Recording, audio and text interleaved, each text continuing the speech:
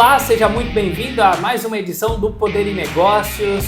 A gente sempre conta com a sua companhia, com a sua participação, até porque hoje nós estamos aqui com o Dr. Kiyoshi Arada, jurista, um dos mais renomados da América Latina, conhecido internacionalmente, é presidente, inclusive fundador do IBDAFT, Instituto Brasileiro de Estudos do Direito Administrativo, Financeiro e Tributário. Dr. Kiyoshi, um prazer ser recebido pelo senhor, poder conversar sobre temas tão relevantes que movimentam demais o Brasil e o mundo.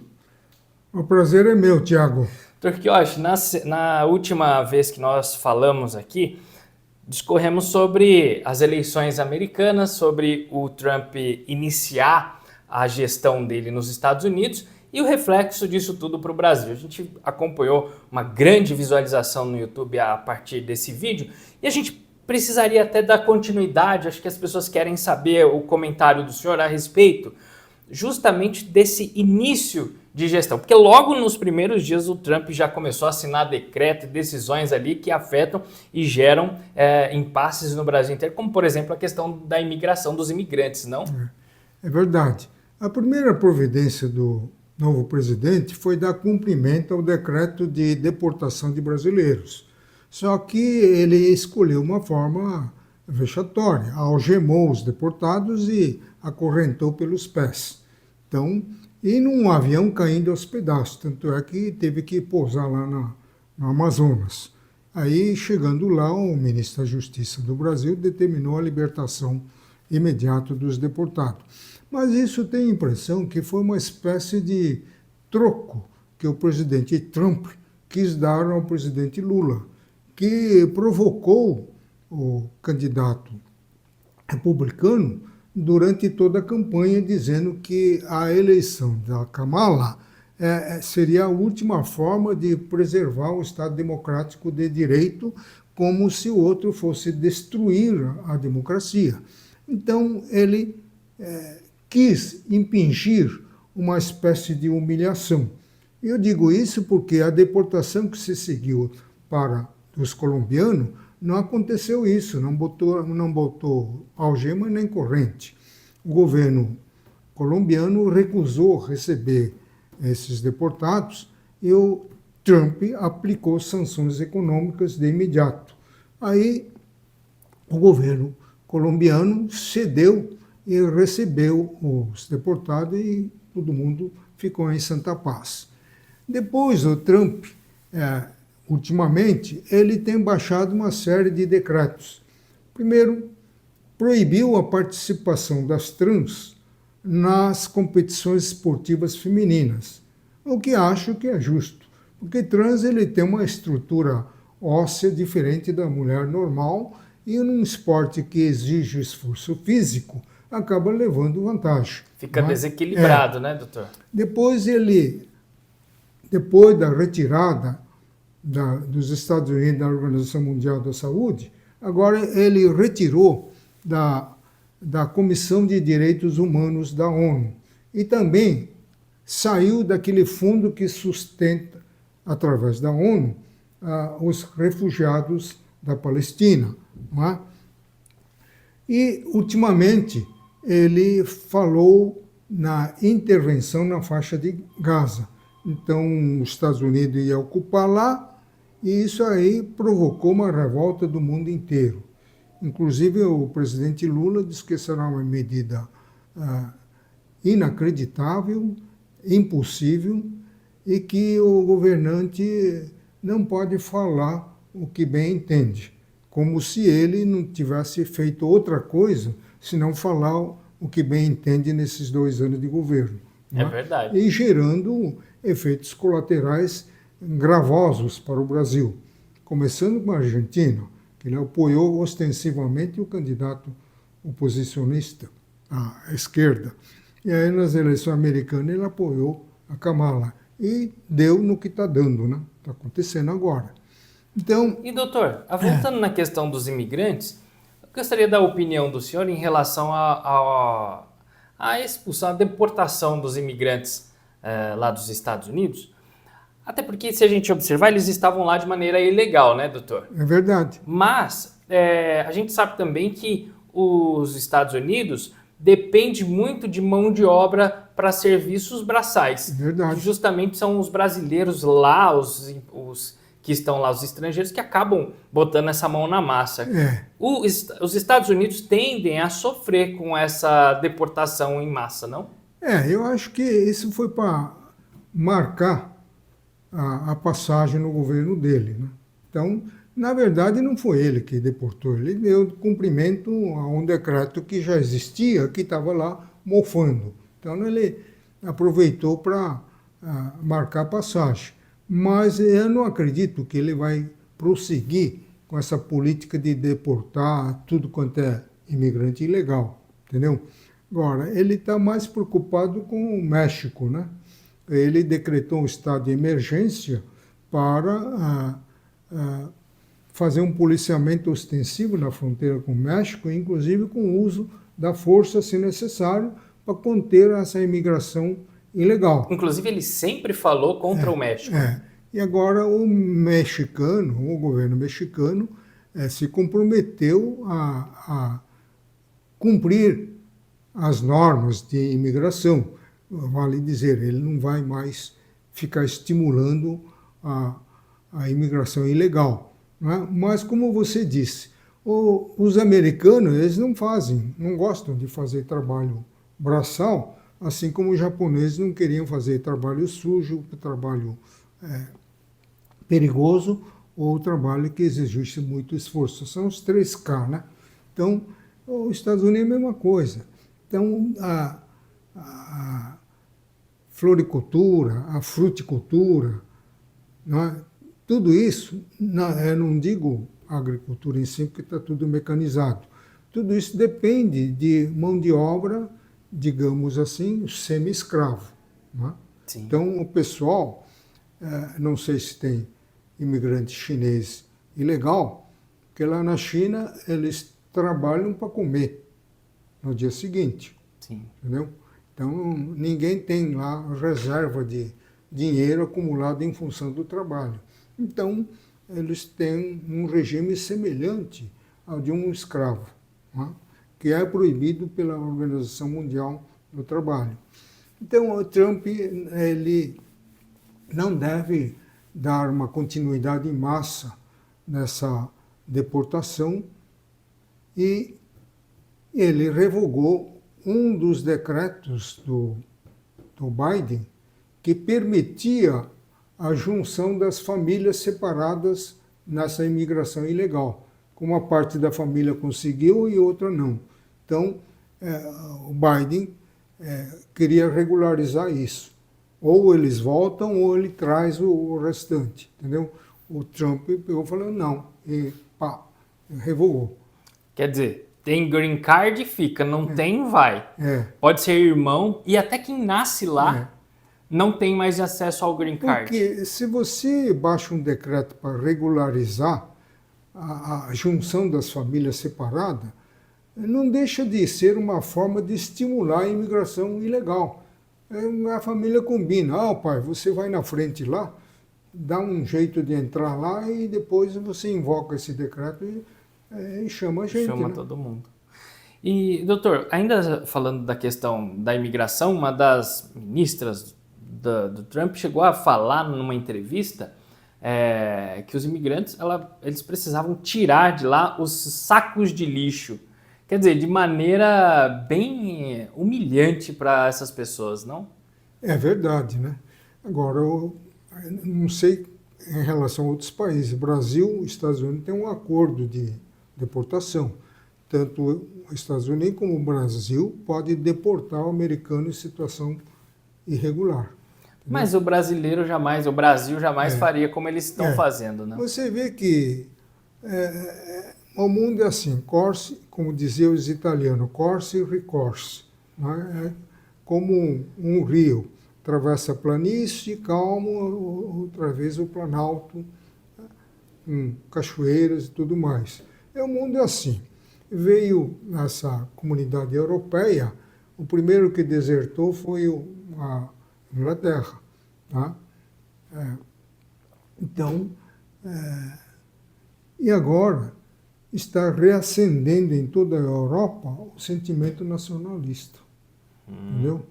Então, o povo de cada um dos países, ele não quer muita mistura e perder a sua identidade nacional.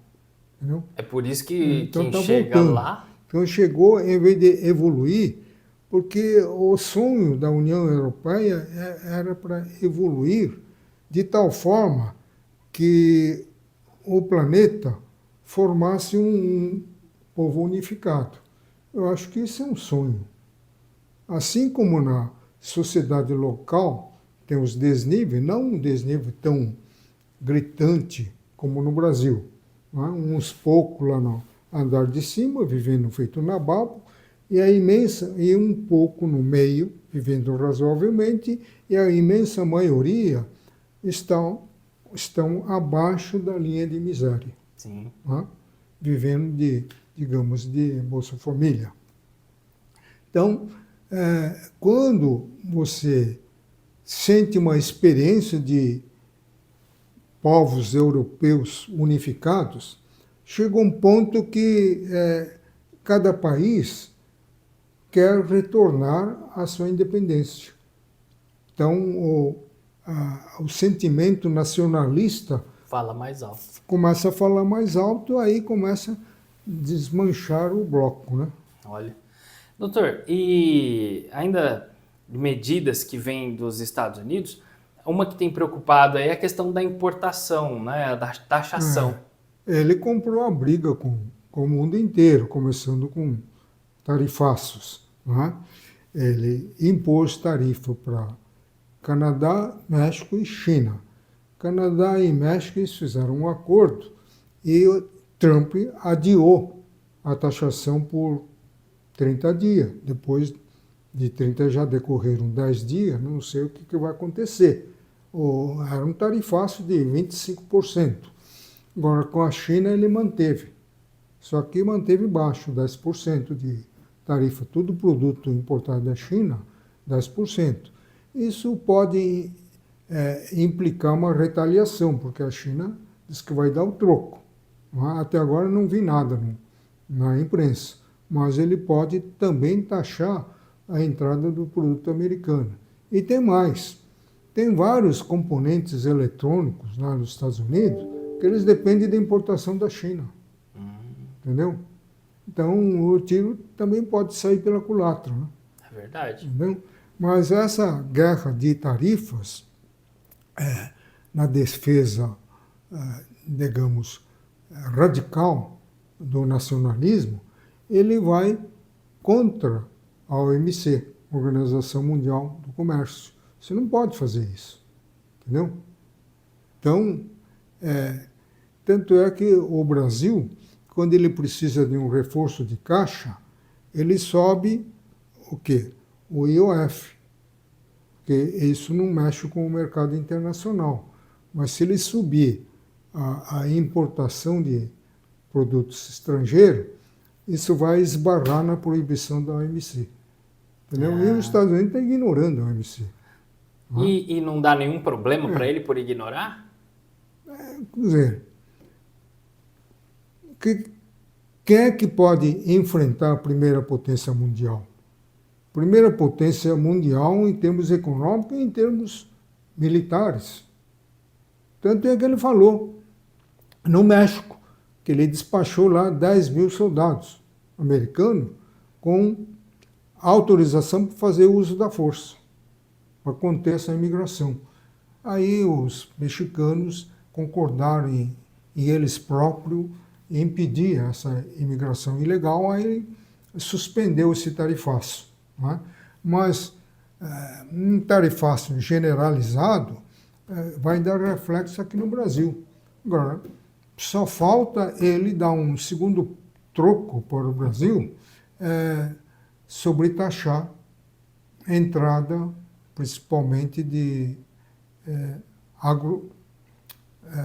produtos agrícolas e produtos pecuários. Não é? Se fosse o presidente Bolsonaro, certamente as tratativas com o Brasil seriam diferentes. Completamente diferente. Né? Agora, O Lula que falou que chefe de Estado não pode falar o que bem entende, ele, na prática, ele não faz outra coisa senão falar de improviso aquilo que dá na cabeça, né? E os diplomatas, os 30 ministros e outros mais 37 secretários não têm a coragem de dar um alerta, dar um conselho. Olha, não convém falar isso. Está todo mundo boca de siri porque todo mundo quer ficar bem com o chefe. E, doutor, já que nós aterrissamos aqui no Brasil, lá em Brasília, o Lula criticou a alta do dólar e meteu atacou, no caso, o presidente do Banco Central, né, que, na verdade, foi indicado por ele. Pois é, ele indicou isso daí na falsa esperança de que o presidente anterior estava mentindo quando ele disse que não é possível reduzir a taxa Selic. Hoje está em 12,5, né? Realmente é alto, mas o antigo presidente dizia, é melhor tomar um remédio mais ou menos amargo agora do que deixar a inflação estourar e ter que tomar um remédio triplamente amargo. Porque nós levamos décadas para combater a espiral inflacionária. Foi no governo Fernando Henrique, Plano Real, que conseguiu estabilizar a inflação. Precisou trocar a moeda para conseguir. E agora está começando já a subir a inflação. Isso é muito perigoso. Quer dizer, derrubar uma conquista de décadas só porque ele quer baixar a taxa de juros artificialmente, não é? Vai estragar. Quer dizer, ele precisa entender que não é a vontade do presidente do Banco Central que vai regular a taxa. Ele vai ter que regular de acordo com o desempenho da economia. Se a economia não vai mal, está em semi-recessão, a produção escasseia. E a produção escasseando, a tendência é subir. Então, ele tem que conter através do quê? A limitação do capital. Capital do consumo. Sim. Entendeu? Mas ele simplesmente acha que é apenas uma canetada. Eu acho que ele, nesse terceiro mandato, ele está irreconhecível. Nos primeiros 2 mandatos, tirando o aspecto da corrupção institucionalizada, a economia foi bem, porque ele seguiu à risca o plano econômico do Fernando Henrique Cardoso. Ele não desviou 1 milímetro daquele plano. Agora ele começou a inventar, entendeu? Começou a inventar, talvez, e passou por uma esquerda radical. Sim. Ele não tinha nada de esquerdista nos 2 primeiros mandatos. Não é? Ele era, digamos, até um centrista. Não é? E fez um bom governo. Agora, eu não sei se é influência da amante dele, não é? Ele descambou para a esquerda radical. Não é? E está tomando medidas econômicas erradas. Ele gasta bilhões na mídia, a Globo está estatizada, entre aspas, só anuncia, só fala quando, onde e como o governo quer, entendeu? Foi assim que meteu a falácia da simplificação da reforma tributária e está aí, nós estamos aí com 1000 normas regulamentando o IBS, entendeu? E ele, que eu estava falando? Da gestão do Lula atual. Então, Lula atual, ele descambou para uma esquerda radical, talvez em função da Janja, né? Conhecido como Esbanja, né? Que montou um gabinete paralelo lá. Tem uma denúncia, inclusive. Próprios. Então, um patriota entrou com uma ação popular, concedendo liminar para demitir todos aqueles servidores comissionados, para ela desocupar a sala e para proibir o emprego de dinheiro público para a manutenção daquele gabinete, entendeu? Aí caiu com um ministro plantonista do STJ, Benjamin Harman. O que ele disse? Não, esse assunto não é tão urgente para justificar a intervenção do ministro plantonista. Vamos esperar terminar o recesso e vamos distribuir para um relator que vai decidir. Eu acho que sangria dos cofres públicos é um negócio muito urgente. Ele deveria ter decidido dar liminar. Para que 2 gabinetes?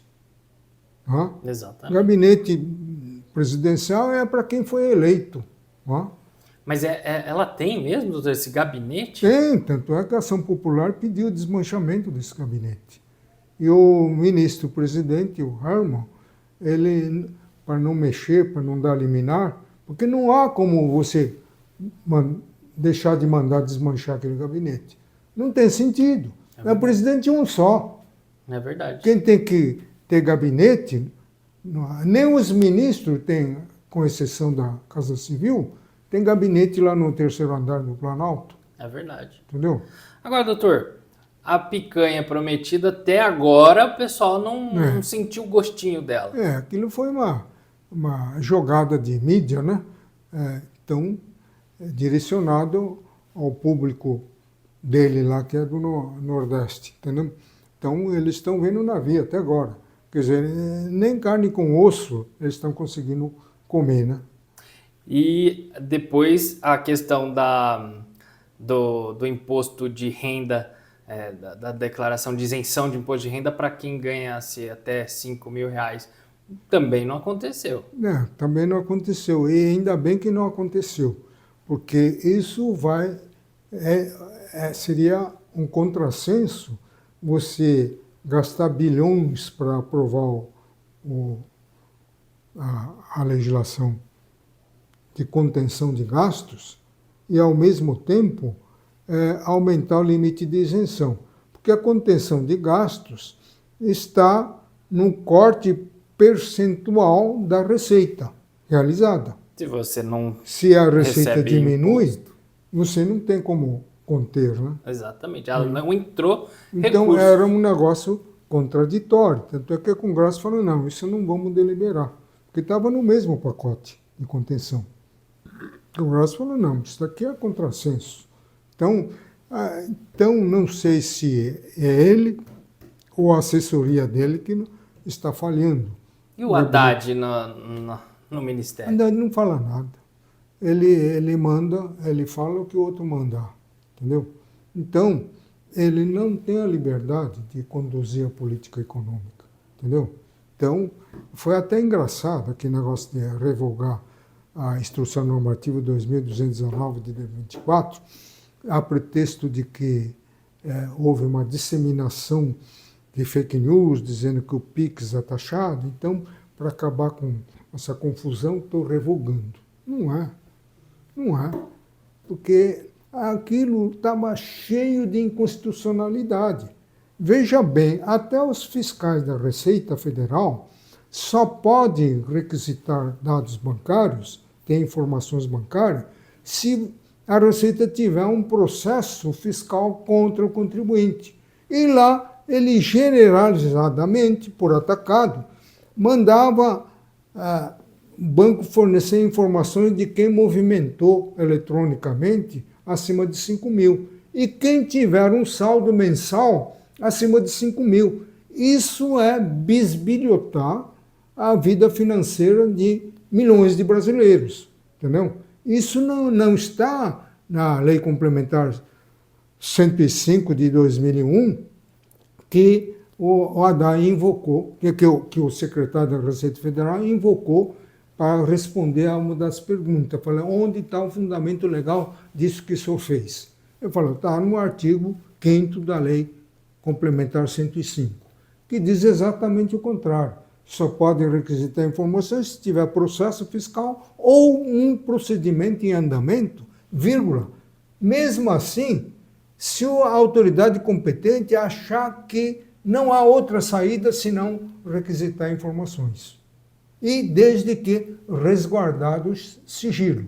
Então, o sigilo do banco passa para o sigilo do fiscal, da Receita. Agora, eu não sei como é que isso é possível. Se ele usar aqueles dados sigilosos num processo fiscal que é público, não há como preservar, né? Exatamente. Então, você vê que, na verdade, foi para evitar uma enxurrada de ação de inconstitucionalidade. O que ele fez? Rapidamente, ele saiu a campo à procura do bode expiatório. E quem é o bode expiatório? O Bolsonaro. Ele que disseminou na mídia que PIX tem que pagar taxa. Então, ele foi culpado disso, como, aliás, ele é culpado de tudo de ruim que acontece nesse governo. Entendeu? Então, e declarou em alto bom som: vamos providenciar uma medida provisória para proibir a taxação do PIX. Paz, meus céus. Entendeu? Direito penal, direito tributário vige o princípio da tipicidade cerrada. Nenhum tributo sem lei, nenhuma pena sem lei, nenhum crime sem lei. Entendeu? Basta não criar o tributo, precisa proibir. Se amanhã alguém soltar uma onda de que TED tem que pagar taxa, ele vai baixar outra medida provisória proibindo a taxação da TED. Quer dizer, o governo não sabe o que está fazendo. Isso é uma loucura. Proibir a taxação do PIX, para que proibir? Basta não criar. Não taxar. Mesmo que isso é absurdo. Entendeu? Isso daí é coisa de a pessoa que não está com o raciocínio normal. Entendeu? É verdade, doutor. E isso traz tantos reflexos negativos que, como o senhor falou, dissemina esse ódio que acaba aumentando mais e mais, não, doutor? Não, ele sempre combateu o gabinete do ódio. Ele chamava o governo Bolsonaro de manter um gabinete do ódio. Ele não está fazendo outra coisa senão disseminar o ódio desde o primeiro dia do governo, entendeu? Então, perseguição implacável dos adversários políticos, que ele chama de inimigos, é a política do eu contra outros, não é? Usando da Polícia Federal, que deixou de ser uma instituição republicana, passou a ser uma instituição do governo. Então, a Polícia Federal fala que faz o que o governo manda e o Supremo Tribunal Federal carimba em cima. Quer dizer, fica tudo certo. Fica tudo certo. Então, o Supremo indicia, acusa e julga. Não é? Aqueles que não têm foro privilegiado. O privilegiado são ministros de Estado, chefe de Estado, deputado, senador. As outros, nem governador tem foro privilegiado. Entendeu? Então, ele está julgando a empreiteira, julgando todo mundo lá, Zé Povinho, está lá julgando como se ele tivesse competência para isso. Quer dizer, em vez de começar na primeira instância, que dá margem ao recurso para um tribunal, depois dá recurso para o superior e, finalmente, o Supremo Tribunal Federal, se for o caso de contrariedade à Constituição. Mas não, instância única. Condena lá todo mundo lá 17 anos de prisão e ponto final, não tem recurso. Né? Então a pessoa acaba obrigatoriamente cumprir então, a pena toda. O Lula que fala em pacifismo, contra o gabinete do ódio, ele está destilando ódio. Agora, nesse ano, ele comemorou o 1º de janeiro, 8 de janeiro. Comemorou, só que o povo não apareceu. As autoridades lá lotaram lá o Planalto, foram lá os presidentes da Câmara, do Senado e do presidente do Supremo. Não é? Mas o povo mesmo, ninguém foi. Não era para esquecer esse negócio aí. Por que ficar relembrando? Que é um negócio triste, deplorável. Não é? Então era para botar uma tampa aí na latrina e não ficar relembrando toda hora. É verdade. Doutor, o senhor falou, citou o governador, né? O governo não tem foro privilegiado. E eu gostaria de comentar com o senhor agora. Sei que ainda é muito recente, recente não, ainda é muito prematuro falar em eleições presidenciais, mas o que o senhor acha das próximas eleições? Agora estão dizendo até que o Gustavo Lima, cantor sertanejo, é o único que teria possibilidade de brigar numa disputa com o Lula. Seria o único que estaria ali par a par. Eu gostaria de saber do senhor, em caso de no caso da eleição presidencial, desses nomes, Gustavo Lima, Tarcísio, ou até mesmo Bolsonaro, numa eventual possibilidade de voltar a se candidatar. Em primeiro lugar, para evitar contestação futura, quando eu disse que o governador não tem foro privilegiado, não tem foro privilegiado no Supremo. Eles têm foro privilegiado perante o Superior Tribunal de Justiça. Só esse tribunal pode julgar governador. Entendeu? Perfeito. Então, outro ponto. O debate das eleições foi antecipado. Né? Não é o momento. O momento agora é para trabalhar. Não é para ficar falando uma eleição que vai acontecer só no outro ano. Entendeu? Mas nem todas as comparações, com qualquer que seja o candidato, o Lula está levando vantagem. Agora, isso é muito esquisito, né? Porque o governo dele está crescendo a reprovação a cada dia que passa. Como é que se justifica esses dados? Quem é que está fazendo a pesquisa aí? Fazendo essa pesquisa? Entendeu? Será que pesquisou só lá no Nordeste? Ou será que perguntaram para alguém aqui da região Sul-Sudeste? Então é muito esquisito, né? Esse é o primeiro ponto, é a minha estranheza, porque se a popularidade dele está caindo e ele está subindo na pesquisa, isso não passa pelo meu raciocínio normal, entendeu? Em segundo lugar, eu acho que o Bolsonaro, em vez de ficar criando esse impasse, ele já deveria abrir espaço para o Tarcísio, ele apoiar o Tarcísio, não é? Que é um homem que está demonstrando que tem experiência administrativa, entendeu? Foi ministro da Integração Regional, onde fez obras magníficas, e ele está repetindo a dose aqui em São Paulo. Ele retificou 30 quilômetros aqui da Mogi Bertioga, agilizando em 30 minutos o acesso, que beneficia o pessoal que está na Zona Norte. Não eu, porque aqui descendo aqui já pego o Ricardo Jafé, né? E também a questão do trem intercidades, né? Parece que o monotrilho finalmente vai sair do papel, porque o Alckmin sentou em cima daquilo lá nos 2 mandatos. Né? 3 mandatos, na verdade. As pessoas olhavam para aquela estrutura toda e não sabiam o que era aquilo. E talvez por culpa da assessoria jurídica dele, né? Que não encontrou saída. Porque não é porque há um processo pendente contra a empreiteira que suprimiu um pilar no vão para economizar dinheiro. Sim. Então, um vão que deveria ter 10 metros, ele espichou para 15 metros e acabou ruindo. Ainda bem que ruiu antes da inauguração. Aí houve um processo e parou tudo, entendeu?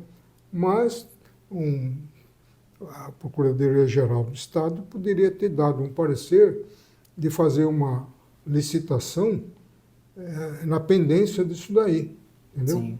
Resolver isso daí em perdas e danos. Mas não, ficou parado. Acho que o Tarcísio deve ter enxergado sob essa ótica que eu estou falando, por isso que ele vai concluir. E aí você não vai ter esse desgaste de ficar parado aí na 23. É verdade, entendeu? Porque muita gente vive, quando chega aqui em São Paulo, a questão é a 23 de maio. Então desafoga.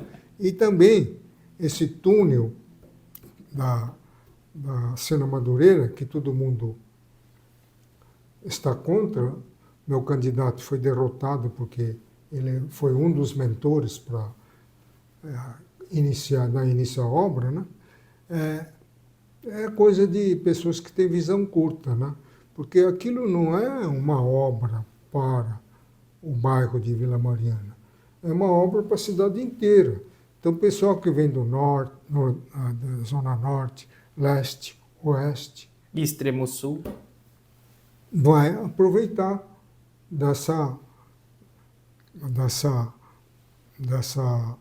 desse trânsito emaranhado. Sim, Né? Vai atingir o Ricardo Jafé em questão de minutos. é verdade. Entendeu? Doutor Quioche, agora sim nós vamos fazer uma pausa aqui no Poder do Negócio, mas é bem rápido, a gente volta já com mais comentários do Doutor Quioche. Na Biconte, transformamos a forma como você gerencia seu negócio. Somos especialistas em contabilidade digital, 100% online, atendendo empresas de todos os tamanhos em todo o Brasil. Com soluções completas e integradas, como emissão de notas fiscais, controle de estoque e gestão financeira, facilitamos sua rotina e impulsionamos o seu crescimento. Deixe a burocracia com a gente. Foque no que realmente importa. Fazer seu negócio crescer. Biconte, a contabilidade digital feita para você. Abertura de CNPJ, gratuita para novos clientes do plano digital. Conheça mais em biconte.com.br ou fale conosco pelo nosso WhatsApp 19 3271 6991.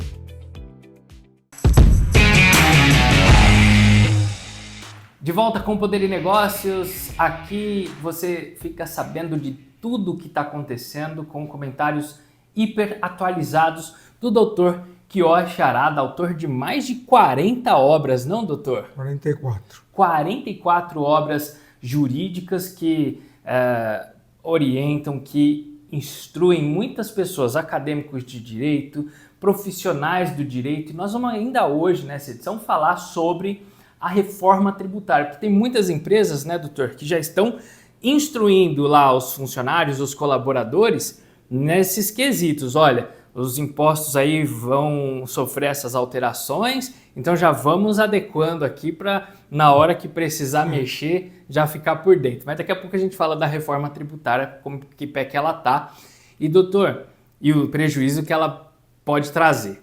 Doutor, quero saber, ainda lá dos Estados Unidos, sei que a gente já falou já aqui do Brasil, nós vamos comentar também sobre a composição das mesas aqui, mas eu gostaria de saber da saída dos Estados Unidos do Acordo de Paris, né, do chamado Protocolo de Quioto, né, para questões de poluição, meio ambiente.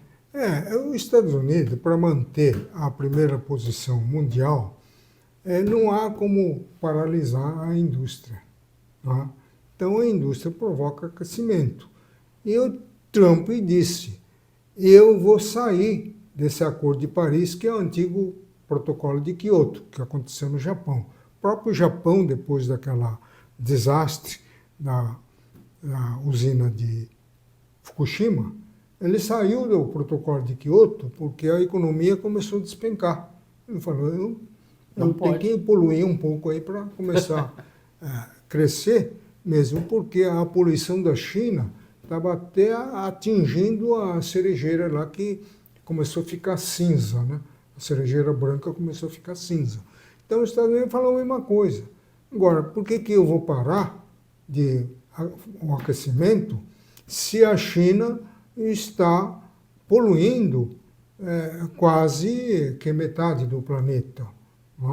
Não é à toa que a China alcançou o segundo lugar em termos de potência econômica. Então, estão poluindo bastante, além de usar mão de obra semi-escrava. Então, os Estados Unidos caiu fora. Agora, isso vai, de certa forma, ele matou dois coelhos com uma cajadada. Ele deu um troco para o Lula, porque o Brasil vai sediar a COP30 em 2026, lá em Belém do Pará.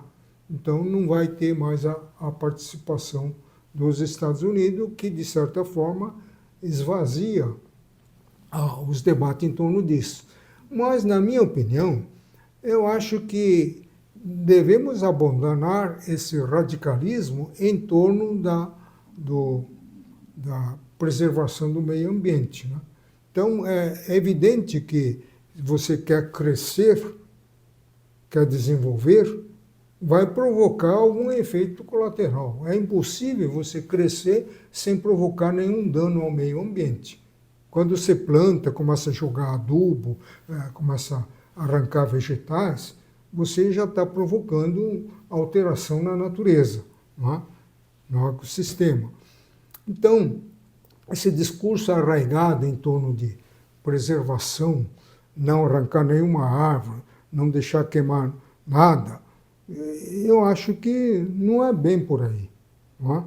Porque senão o Brasil vai ser eternamente o país do futuro, um futuro que nunca vai chegar, entendeu?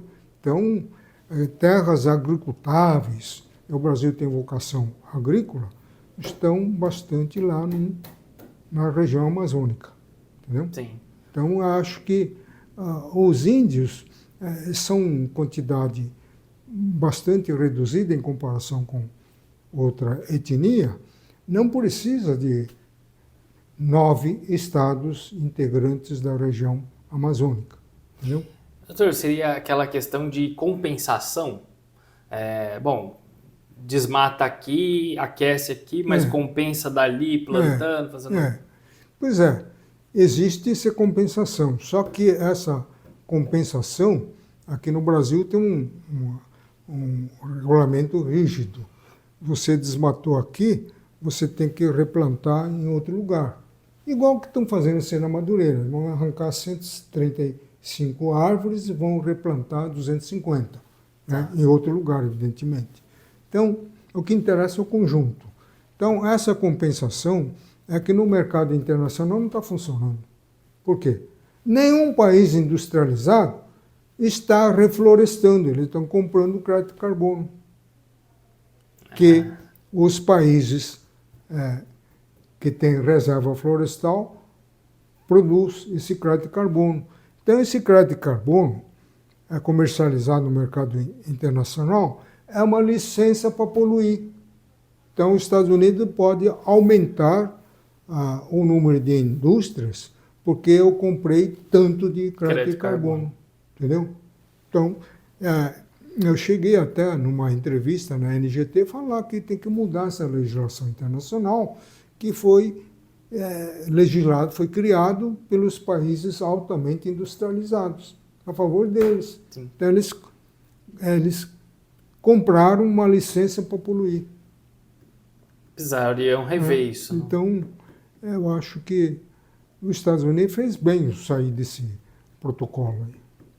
Doutor, e agora, mais uma vez, voltando aqui ao Brasil, os poderes, não? Os 3 poderes, muitas vezes acaba se tornando um só, ou 2, mas já teve até comentários sobre isso, né? Eu gostaria que o senhor falasse, doutor, a respeito dessa nova composição. Davi Alcolumbre, Hugo Mota. O que o senhor acha desses nomes? Quanto Davi Alcolumbre, eu tenho uma reserva. É um homem que só trabalha na base da barganha. Eu lembro, no governo Bolsonaro, quando ele indicou André Mendonça, ele ficou segurando. Ele era presidente da comissão que ia fazer essa batina. Segurou 6 meses. Trouxe um prejuízo enorme na atividade jurisdicional do país. Teve caso de empate lá no Supremo Tribunal Federal, 5-5. E como é que fica? A saída era convocar um ministro do Superior Tribunal de Justiça extraordinariamente ou deixar no arquivo o processo até ser nomeado o 11º primeiro-ministro. Então, ele é um homem desse tipo. Né? Então, eu não espero muito dele. Não creio que ele vá desencavetar aquelas PEC contra o ativismo judicial do Supremo Tribunal Federal. Eu acho que não. Agora, o Hugo Mota, pelo que ele discursou, ele tem alguns pontos positivos. Ele começa dizendo já que a praça é dos 3 poderes, não é de um só e nem de 2. Então, ele já deu um recado aí para os outros 2 poderes, entendeu? E falou que tem que fazer uma harmonia esquecer o passado, não é? Enterrar os esqueletos e olhar para frente. Então aí foi uma crítica para o Lula, que fica só desenterrando coisa do passado. Não é? Ato antidemocrático, tentativa de destruição do Estado Democrático de Direito, todo dia ele fica falando isso. Não é? Isso não é bom. Não é? Então, o Hugo Mota chamou a atenção para isso. E ele também condenou o presidencialismo absoluto. Não é?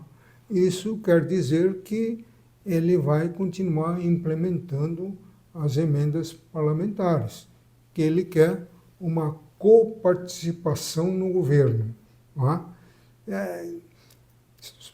Ele não tá errado, porque ele é representante legítimo do povo que o elegeu. Mas não combina com o sistema presidencial de governo. Né? O que estamos vivendo na atualidade, e que o Hugo Mota quer dar continuidade, é o semiparlamentarismo.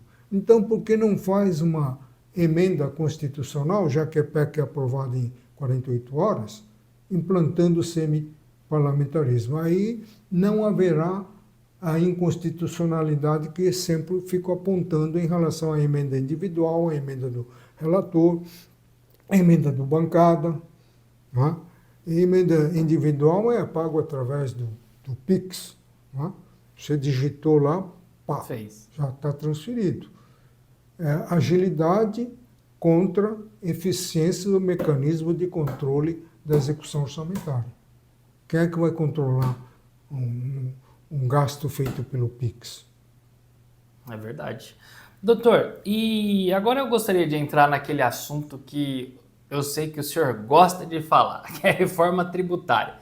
Porque o senhor já comentou mais de 1000 normas aí para deixar todo mundo de cabelo em pé, né? E quem tiver já sem cabelo não vai crescer mesmo.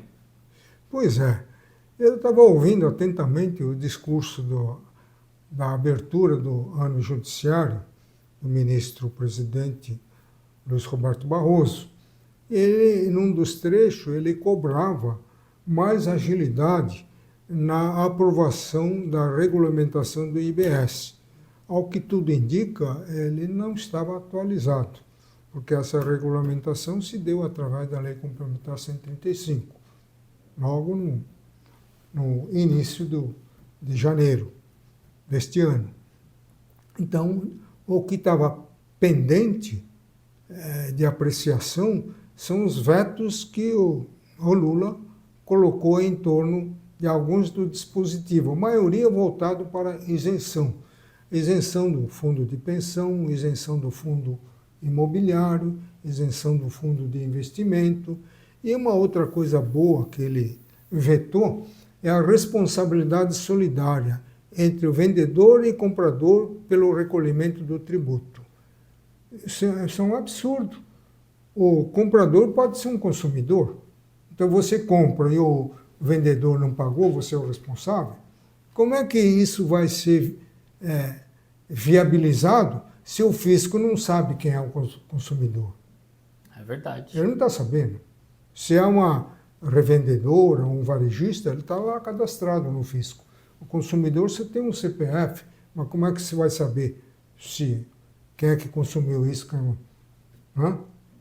Então, o veto foi correto. Não? Agora, a casa está querendo restabelecer esse veto aqui que recaiu sobre o fundo imobiliário. Não é? E algumas isenções casuísticas. Né? Então, aquilo lá é o lobby que funcionou. Então, ia um certo grupo lá de empresários fazer o lobby lá. Eu quero a isenção do remédio chamado X. Então, botou lá. Tamanha quantidade de isenção ou redução de 30% a 60% dos remédios, que eles fizeram um anexo. Reduzido a 60% os remédios constantes do anexo tal. Então você tem que ir lá no anexo tal. E depois, os mentores da reforma chamam de neutralidade fiscal. O que é neutralidade? É não direcionar o consumo em função da carga tributária. Então, com a alíquota de 30, 50, 60, a neutralidade fiscal vai para a cucuia, principalmente o remédio. O cara vai na lista lá, esse daqui não vou comprar porque não tem redução. Não vou comprar esse que é similar, que tem redução. Então, isso daí tinha que ser vetado mesmo. Entendeu? Eles estão querendo derrubar esse veto. Né?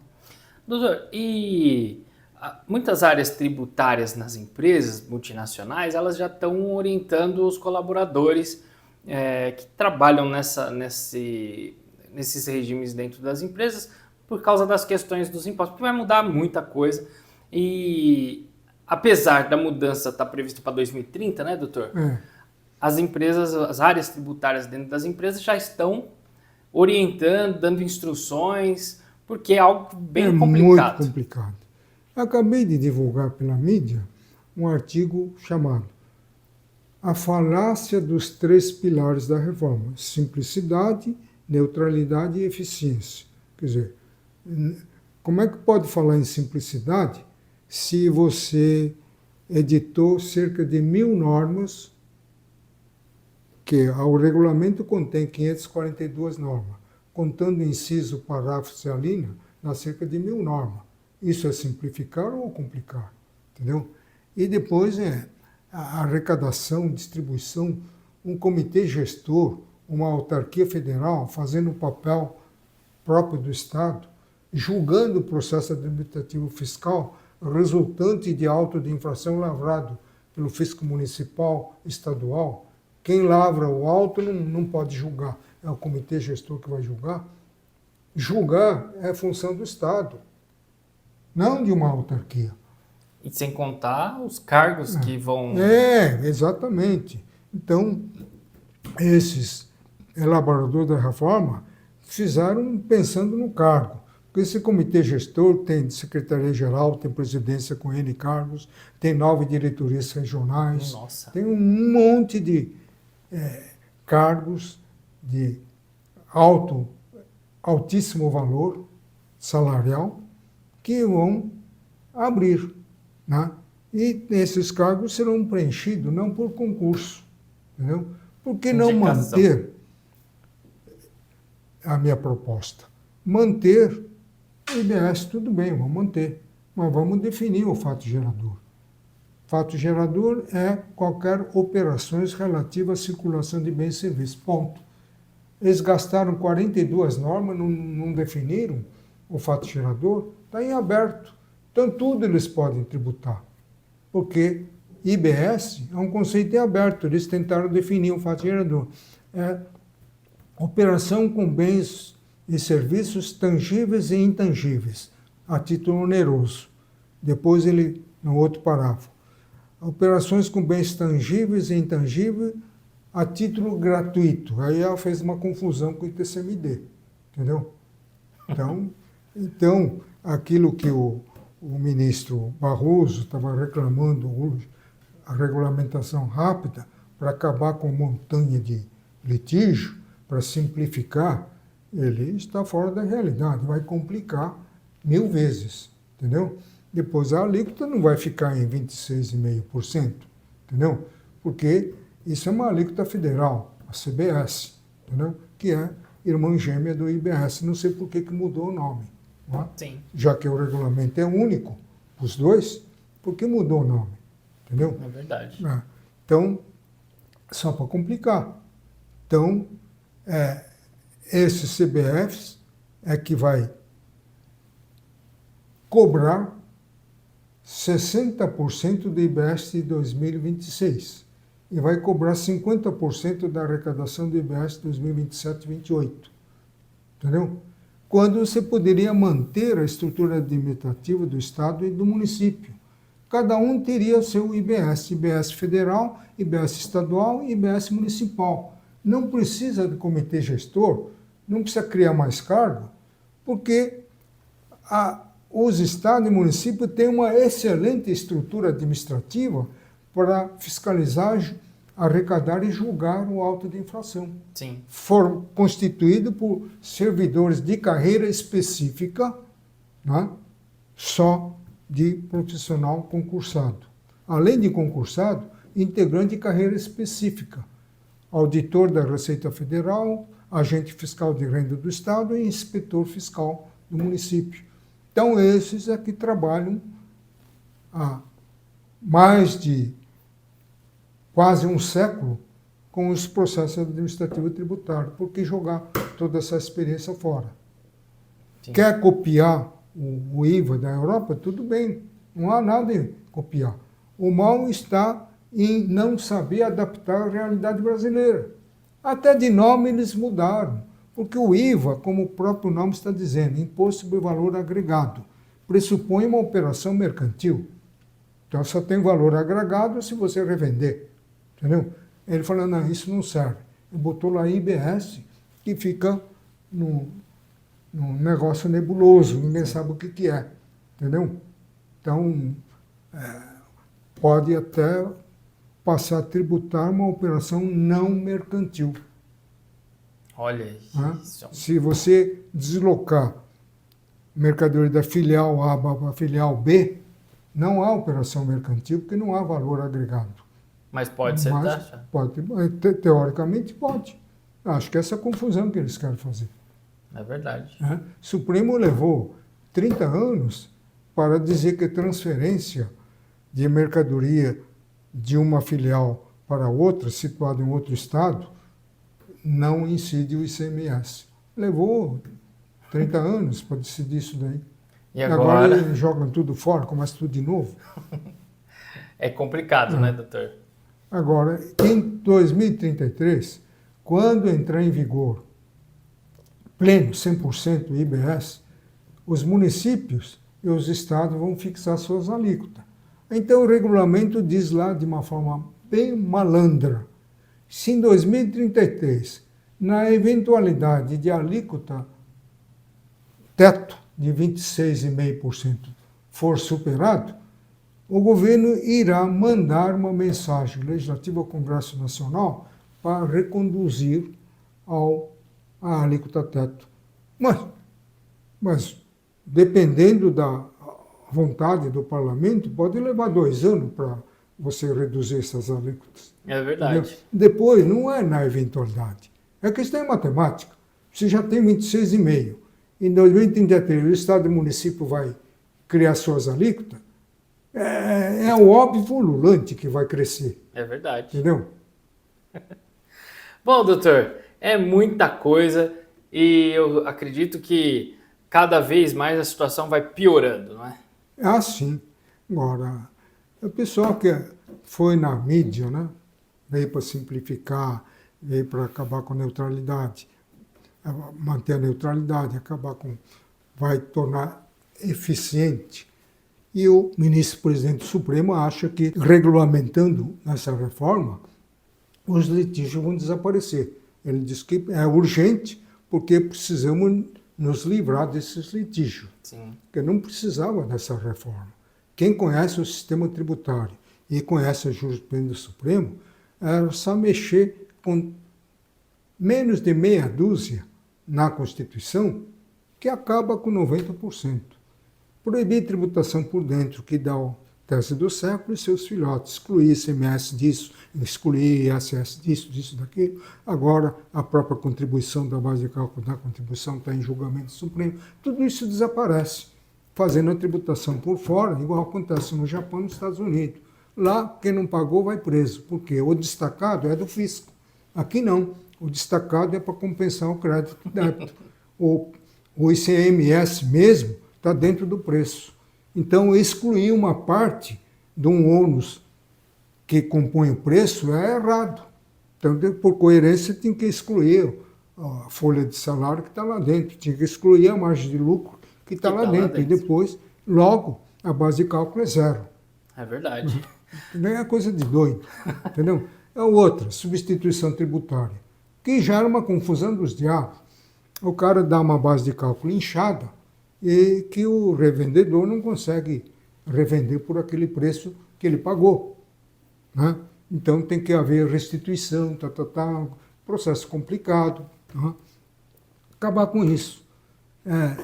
E depois acabar com medida provisória na área tributária. Porque você é surpreendido com a alteração legislativa, a legislação tributária da noite para o dia, entendeu? Mesmo respeitando o princípio da anterioridade, se você baixa dia 31 de dezembro, entra em vigor o 1º de janeiro, está respeitado. O princípio entendeu? Então, essas proibições. E o que mais? Proibir expressamente a inclusão do valor do tributo na sua própria base de cálculo e na base de cálculo de outros tributos. Aí acaba com essa cadeia de exclusões que parece que não tem mais fim. Sim. Entendeu? Doutor Kiyoshi, o senhor já tentou diversas vezes, levou inclusive para lá sugestões e tal, mas acho que eles não dão muita bola para certas questões. Eles querem, a opinião deles é que vale, não, doutor? É verdade. Agora, o culpado de tudo isso são os dois governos, Bolsonaro e Michel Temer, que não mexeram um dedo. Criaram lá uma secretaria de reforma tributária. Só que nem no governo Bolsonaro, nem no governo Michel Temer, ninguém mexeu um dedo. O secretário ficava lá sentado, usufruindo da mordomia. Porque projeto de reforma tributária tem que partir do executivo. O legislador não tem dados fáticos, não tem técnicos, entendeu? Para projetar uma reforma tributária. Então, deu no que deu. É verdade. Muito obrigado, viu, doutor? E você que acompanhou, pode compartilhar com seus amigos, compartilha com todo mundo que você sabe que gosta desse tema e, claro, que precisa ficar por dentro do que está acontecendo na nossa economia e na nossa política. E você pode se inscrever no canal, claro, também curtir, deixar seu comentário e, mais do que isso, você pode ativar o sininho para sempre que chegar vídeo novo aqui você ficar sabendo e ficar por dentro de tudo. Eu agradeço demais a sua companhia e te espero no nosso próximo programa. Até lá!